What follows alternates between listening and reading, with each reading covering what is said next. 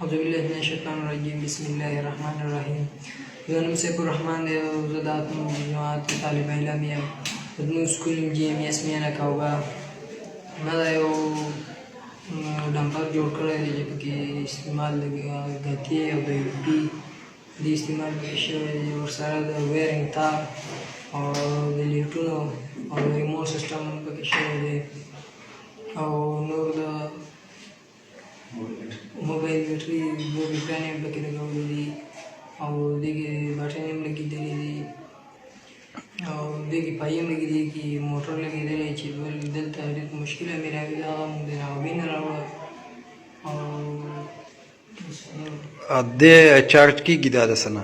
دې ته چارج کیبل لګېدلی دی کیبل به چارج کې ورته دی چارج کېږي. دا باډي دا غونډه د کتې جوړه ده.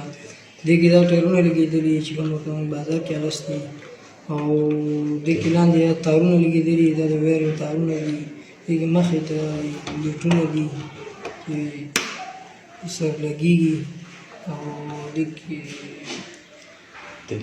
د تیلو ټانکی ده پکې او دا کیبل دی دې لپاره چې دې ته کنیکشن وکړي.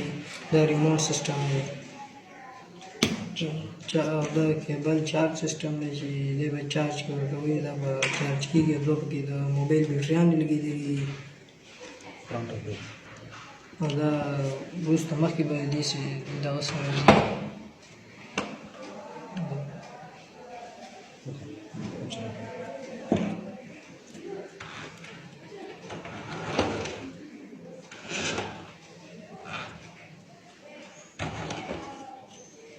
بسم الله الرحمن الرحیم.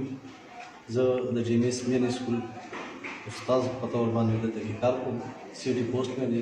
دا زموږ یو سټوډنټ دی د اتم کلاس. دی د خپل یو کوشش شروع کړی دی د ډېر وخت نه دی لګیا دی مختلف څیزونه د ډیولپ کړي دي.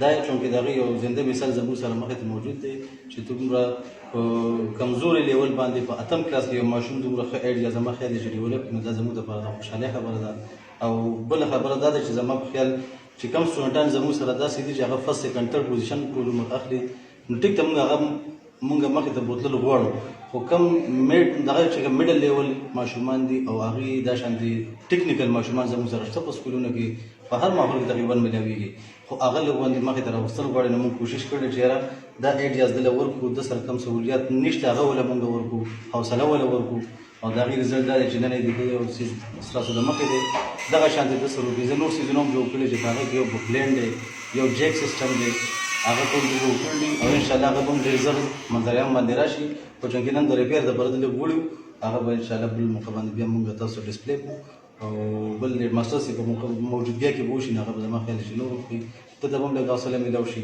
او موږ وایو چې کوم زموږ واکداران دي د تعلیم چې هغې هم لږ باندې داسې وکړي چې په ده باندې لږ نظر وساتي دا شانتې نور په سکولونو کې ټیلنټډ ماشومان دي دې لږ حوصله وکړي انشاءالله چې مخې ته ځو نو دا به نور هم د ملک په ترقۍ سبب جوړوي.